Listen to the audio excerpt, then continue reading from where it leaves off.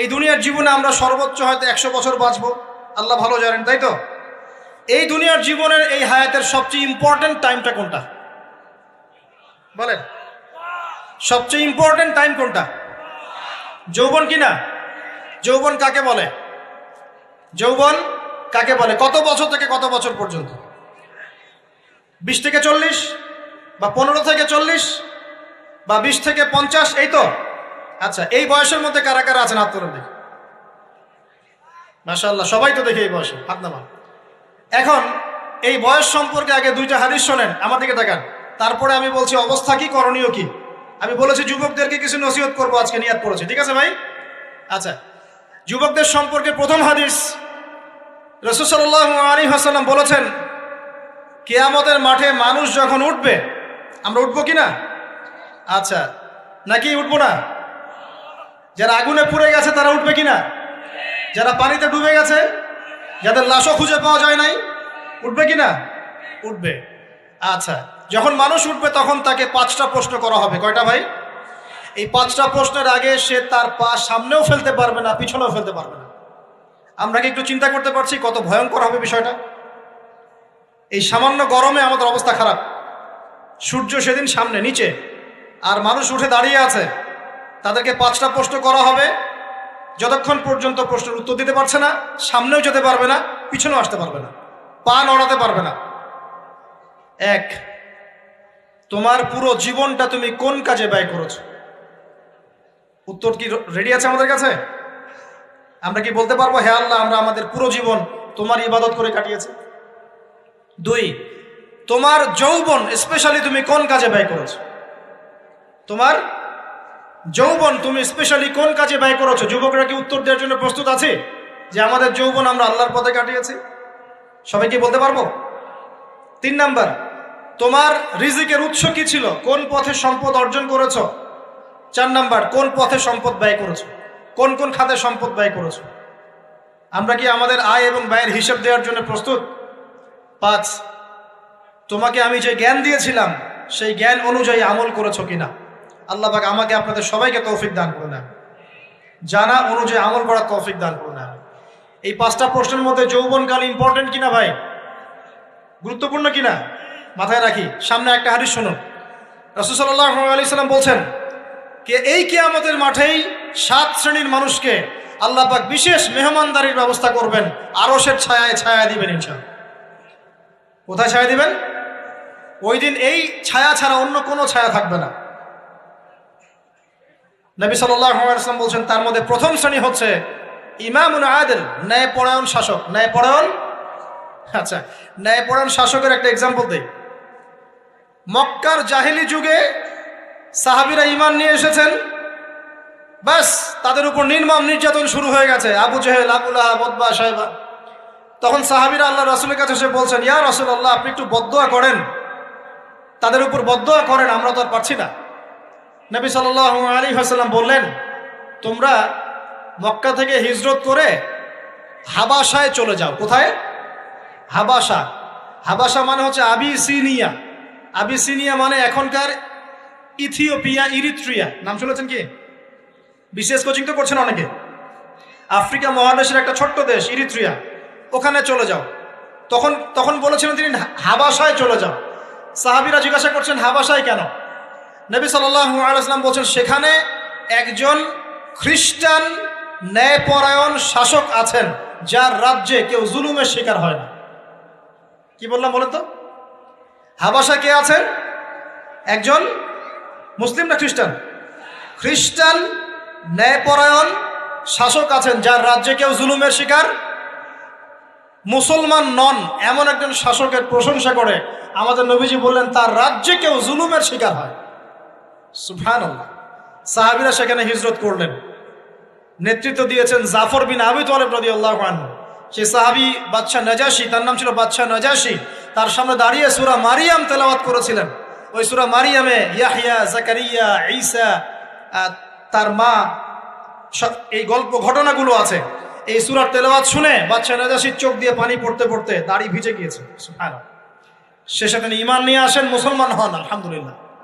আমাদের নবীজি তার জানাজার নামাজ পড়েছিলেন। আমাদের নবীজি তার গায়েবানা জানাজার নামাজও পড়েছেন, বলেন সুবহানাল্লাহ। এখানে একটা পয়েন্ট খালি বলতে চাই, একজন অমুসলিম শাসক সম্পর্কে আমাদের নবীজি মন্তব্য করেছিলেন তার রাজ্যে কেউ জুলুমের শিকার হয় না। আর আজকের দিনে সারা বিশ্বের কোনো কোনো ক্ষেত্রে মুসলিম শাসকদের ব্যাপারেও এই কথা বলা যায় না যে তার রাজ্যে কেউ জুলুমের শিকার হয়। আল্লাহ পাক বলছেন আরশের ছায়া আমি ছায়া দিব 7 শ্রেণীর মানুষকে। কয় শ্রেণী? তার মধ্যে প্রথম শ্রেণী হচ্ছে ইমামুন আদিল, ন্যায়পরায়ণ শাসক। আল্লাহ পাক আমাদের সমস্ত শাসকদেরকে ন্যায়পরায়ণ হওয়ার তৌফিক দান করুন। 2 নাম্বার, সেই যুবককে আমি সেখানে আশ্রয় দিব যেই যুবক তার যৌবনকালটা আল্লাহর পথে কাটিয়ে দিয়েছে। এবার কি হাদিসটা আপনি পেয়েছেন? এর আগের হাদিস কি শুনলেন? পা নড়াতে পারবেন না যতক্ষণ পর্যন্ত এই প্রশ্নের উত্তর না দিচ্ছেন যৌবনকাল কোন পথে ব্যয় করেছেন। এখন যদি আল্লাহর পথে ব্যয় করেন তাহলে আরশের ছায়া ছায়া পাচ্ছেন, আলহামদুলিল্লাহ। বাকিগুলো কারা কারা একটু বলে দেই।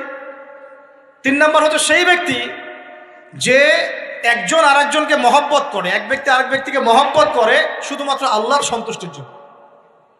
কথা কি বুঝতে পারছেন? এই মহব্বত আবার এই ছেলে মেয়ের ফ্রি মিক্সিং না। কথা বুঝতে পারেনি? দিনের খাতিরে মহব্বত, আল্লাহর জন্য মহব্বত, আল্লাহর জন্য। 4 নাম্বার এমন ব্যক্তি যে এত গোপনে দান করে যে তার বাম হাত জানে না ডান হাত কি দান করেছে। আমরা তো এখন 1 টাকা দান করলে 100 টাকা ফুটাই। ফেসবুক আছে, মারাত্মক একটা জিনিস ফেসবুক, মানে এটা মানুষকে আর মানুষ রাখে না। যে ব্যক্তি ফেসবুকে আসক্ত তার সাথে কথাবার্তা বলা, লেনদেন, চলাফেরা খুব ডিফিকাল্ট। মানে কি বোঝেন আগে কথাটা? কেন ডিফিকাল্ট? কারণ সে এত বেশি আসক্ত এখানে যে পান থেকে চুন খসলে সে আপনাকে পাবলিকলি ধুয়ে রেখে দিবে। কিছু হইলে আপনাকে ফেসবুকে টেনে নিয়ে আসবে, ফেসবুকে সবাইকে বলবে উনি আমার সাথে এই কাজ করছে। আপনি বলারও টাইম পাবেন না যে আপনি নির্দোষ। তো খুব মুশকিল না এগুলা। আল্লাহ মাফ করুক আমাদেরকে। এমনভাবে দান করে যে বাম হাত জানে না ডান হাত কি দান করছে। 5 নাম্বার এমন ব্যক্তি যে এটা যুবক, এটাও যুবক, যাকে কোনো সুন্দরী নারী আহ্বান করছে জিনার জন্য, সুন্দরী উচ্চ বংশের নারী, যে আসো আমার সাথে জেনা করো। ওই যে ইউসুফ আলাইহিস সালামের মতো, মনে আছে? ইউসুফ আলাইহিস সালামের ঘটনা মনে আছে? আচ্ছা, কিন্তু সেই যুবক বলে, সেই ব্যক্তি বলে ইন্নী আখাফুল্লাহ, আমি আল্লাহকে ভয় করি, আমি তোমার সাথে খারাপ কাজ করতে পারবো না। এরকম ছেলে এবং এরকম মেয়ে এখন সমাজে খুঁজে পাওয়া যায়? হাতে গোনা, হাতে গোনা। আপনি অনলাইন ঘাটাঘাটি করেন, গুগল করেন, ক্রস চেক করেন, দেখবেন বাংলাদেশের 25 বছরের কম বয়সী ছেলে আর মেয়েদের জেনার হার কত আপনি বের করে দেখেন। 25 বছরের কম যে যুব সমাজ আমাদের সামনে আছে তাদের মধ্যে কত % যুবক এখন পর্যন্ত ফিজিক্যাল সম্পর্ক করেনি কারোর সাথে, আপনি খুঁজে বের করতে পারেন। শুধু ছেলেদের ক্ষেত্রে এটা নয়, মেয়েদের ক্ষেত্রেও আছে। এই যে অনার্স লাইফ পার করার আগেই বহু মেয়ে সতীত্ব নষ্ট করে ফেলছে, বহু ছেলে সতীত্ব নষ্ট করে ফেলছে। কথাগুলো কি রাগ করছেন? আমি আপনাদের ভাই এবং আমি আপনাদেরকে মহব্বত করি। আমরা জেনার পথে যাব না, আমরা হালাল সম্পর্কে থাকবো ইনশাআল্লাহ। যখন আপনি জেনায় চলে যাবেন আপনার কলব থেকে আল্লাহ নূর নষ্ট হয়ে যাবে। এটা এমন একটা পাপ যেটা করার পর মানুষ আল্লাহর সামনে মাথা তুলে দাঁড়াতে পারে না, লজ্জায় চোখ নেমে যায়, ইবাদতে স্বাদ পায় না। যখন হারাম সম্পর্কে, ফ্রি মিক্সিং, এগুলোতে মানুষ থাকে, ইবাদতে মানুষ স্বাদ পায় না। দিনের পর দিন ইবাদত করে মনোযোগ আসে না, মন লাগে না, চোখ দিয়ে একটু পানি বের হয় না, আল্লাহর জন্য কাঁদতে পারে না, কারণ মনের মধ্যে তো নূর নাই। আর যখন একটা মেয়ে বেপরদায় থাকে, অনেক ইবাদত করলেও তার এই বেপরদায় থাকার কারণে সমাজের বহু মানুষের চোখের জেনা হয়ে যায়। এতে করে ওই সব মানুষের পাপের ফল এই মেয়েটাকে ভোগ করতে হয় এবং মানুষের চোখের বদনজর লাগে, ওই মেয়ে অসুস্থ হয়ে পড়ে মানসিকভাবে, শারীরিকভাবে। আমি আমাদের যুবক ভাই এবং যুবক বোনদেরকে রিকোয়েস্ট করব, আল্লাহর ওয়াস্তে চরিত্রটাকে পবিত্র রাখার চেষ্টা করুন। আল্লাহ পাক তৌফিক দান করুন। এই যুবককে আল্লাহ পাক আরশের ছায়া ছায়া দিবেন যে একটা মেয়েকে পেয়েও আল্লাহর ভয় তাকে ভোগ করে নাই। আল্লাহ পাক এরকম যুবক ঘরে ঘরে তৈরি করুন। তাহলে কি করবেন ভাই? হালাল উপার্জনের ব্যবস্থা করবেন, ব্যাস সরাসরি বিয়ে করে ফেলবেন।